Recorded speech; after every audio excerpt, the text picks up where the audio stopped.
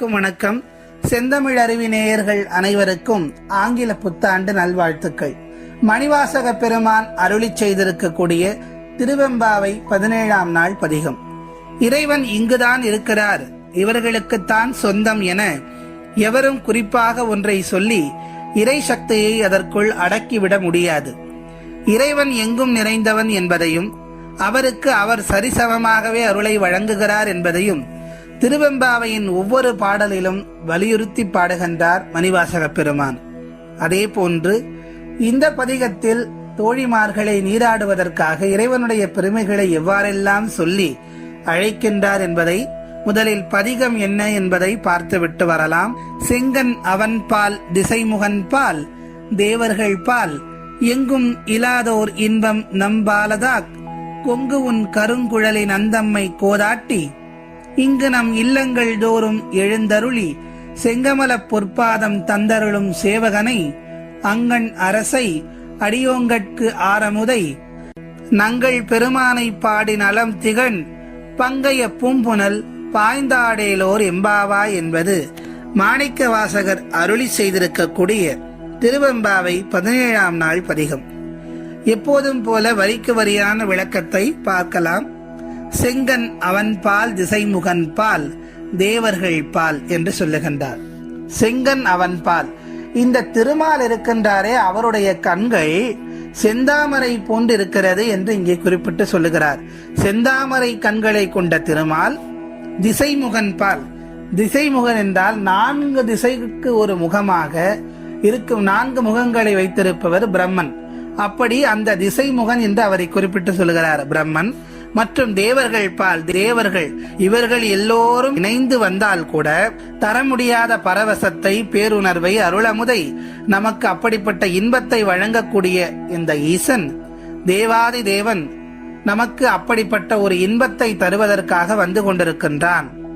தேன் சிதறும் பூக்களை சூடிய கருங்கூந்தலை கொண்ட பெண்ணே வா நீராடுவதற்கு என்று அழைக்கின்றார். கொங்கு உன் கருங்குழலின் அந்தம்மை என்று சொல்லுகின்றாள். தேன் சிதறக்கூடிய பூக்களை கூடிய கருங்குந்தலை கொண்ட பெண்ணே என்று அழைக்கின்றார்.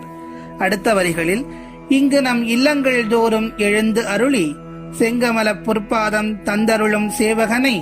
இந்த பெருமான் எப்படிப்பட்டவர் தெரியுமா? நாம் அவரை போயெல்லாம் சென்று பார்க்க வேண்டாம் என்றால் இன்றைக்கு அவரே நம்மை வலிய ஆட்கொள்ள வந்து கொண்டிருக்கிறார். நம்முடைய இல்லங்கள் ஒவ்வொருவருடைய இல்லங்களிலும் எழுந்தருளி செங்கமல பொற்பாதம், அவருடைய திருப்பாதம் எப்படி இருக்கிறது என்றால் சிவந்த தாமரை எப்படி இருக்குமோ அது போன்று அவருடைய திருப்பாதங்கள் இருக்கின்றது. அப்படிப்பட்ட திருப்பாதங்களை வைத்துக்கொண்டு நம்முடைய இல்லங்களுக்கு எம்பெருமான் ஈசன் அருளை வாரி வழங்குவதற்கு எப்படி வருகின்றானாம்? செங்கமல பொற்பாதம் தந்தருளும் சேவகனை, ஒரு சேவகன் போல் வந்து கொண்டிருக்கின்றான். ராஜா போலெல்லாம் வரவில்லை. நாம் உண்மையாக பக்தி செலுத்தினால், உண்மையாக அவன் மீது அன்பு செலுத்தினால், கருணையோடு அந்த பக்தி கலந்திருந்தால் அவன் எப்படி இருப்பான்? நமக்கு ஒரு சேவகன் போல் பணியாற்றுவான், ஒரு சேவகன் போல் அருளை வாழி வழங்குவான் என்று குறிப்பிடுகின்றாள். எதற்காக? நம்மை ஆட்கொள்வதற்காக. மாணிக்க வாசகர் சிவபுராணத்திலே சொல்லுகின்றாரே, ஈர்த்து எம்மை ஆட்கொண்ட எந்தை பெருமான் என்று சொல்லுகின்றார். அப்படி வலிய வந்து ஆட்கொள்வதற்காக எம்பெருமான் வந்து கொண்டிருக்கின்றார். நாம் எல்லோரும் நீராடி அவனை பணிவோம் என்று அழைக்கின்றார். அதற்கு அடுத்த வரிகளில் அங்கண் அரசை அடியோங்கட்கு ஆரமுதை நங்கள் பெருமானை பாடி நலம் திகழ் பங்கைய பூம்புனல் பாய்ந்தாடேலோர் எம்பாவாய் என்று சொல்லுகின்றார். இப்படி அவருடைய பாதம் எப்படி இருக்கிறது என்பதை சொல்லிவிட்டார். இப்போது அவரை பற்றி குறிப்பிடுகின்றார். அழகிய கண்களை கொண்டவனும் அங்கண் அரசை, அவனுடைய கண்கள் மிகவும் அழகான கண்கள், அழகிய கண்களை கொண்டவனும் அடியோங்கட்கு ஆரமுதை, அடியோர்களுக்கெல்லாம் விருப்பமான அமுதை போன்றவன் நம்முடைய ஈசன். அப்படிப்பட்ட நம் ஈசனை வணங்கி நலன்கள் பெற விரைந்து வா பெண்ணே, நங்கள் பெருமானை பாடி நலம் திகழ் ஈசனை தரிசிக்க வரும் பெண்ணே, தாமரை மலர்கள் மலர்ந்து கிடக்கும் இந்த தடாகத்தில் நீராடி பங்கைய பூம்புனல் பாய்ந்து ஆடேலோர் எம்பாவாய் என்ற வரிகளில் தாமரை மலர்கள் எல்லாம் அந்த குளத்திலே தடாகத்திலே மலர்ந்து கிடக்கின்றன. அந்த குளத்திலே பாய்ந்து நீராடி 5 எழுத்தை ஓதியபடி அவனுக்காக காத்திருப்போம். அன்புக்கு மயங்கும் அவன் நமக்கு சேவகம் செய்யவும் கொடியவன். ஏற்கனவே சொல்லிவிட்டார், தந்தருளும் சேவகனே, பொற்பாதம் தந்தருளும் சேவகனே என்று அப்படி அவன் சேவகம் செய்ய காத்து கொண்டிருக்கிறான்.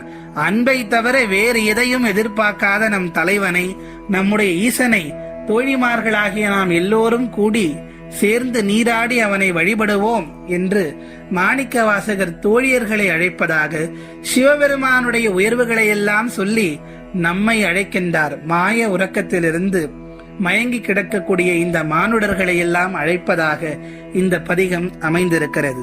இந்த பதிகத்தின் வாயிலாக மாணிக்க வாசகர் சொல்ல வருவது என்னவென்றால், இறைவன் எங்கும் இருக்கக்கூடியவர். தன்னை நினைக்காமல் இருப்பவர்கள், பக்தி செய்பவர்கள், தன்னை வெறுப்பவர்களையும் கூட தாயாய் தனது குழந்தைகளை சரிசமமாக எண்ணுவதைப் போல் மன்னித்து அருளும் தாராள குணம் உடையவர் என்பதை இந்த பாடலில் மணிவாசக பெருமான் உணர்த்தி காட்டுகின்றார். தன்னை வேண்டுபவர்களுக்கு மட்டும்தான் இறைவன் அருள் செய்வார் என பலரும் தவறாக நினைத்து கொண்டிருக்கிறார்கள். அப்படியெல்லாம் இல்லை. அவர்களின் எண்ணம் தவறு என்பதை இந்த பாடலில் மணிவாசக பெருமான் சுட்டிக்காட்டியுள்ளார். ஏனென்றால் நம் பெருமான் ஈசன் வலியே வந்து ஆட்கொள்ளக்கூடியவர். அதைத்தான் மீண்டும் அவர் சிவபுராணத்திலும் சொல்லியிருப்பார், ஈர்த்து என்னை ஆட்கொண்ட எந்தை பெருமான் என்று. ஆகவே அப்படி வலியே வந்து ஆட்கொள்ளக்கூடிய நம்முடைய எம்பெருமான் ஈசனுடைய தாளை பணிந்து அவனுடைய புகழை பாடி அனைத்து நலன்களையும் பெறுவோம் என்று சொல்லி மீண்டும் நாளைய திருவெம்பாவை பதிகத்தில் உங்கள் அனைவரையும் சந்திக்கிறேன். நன்றி, வணக்கம்.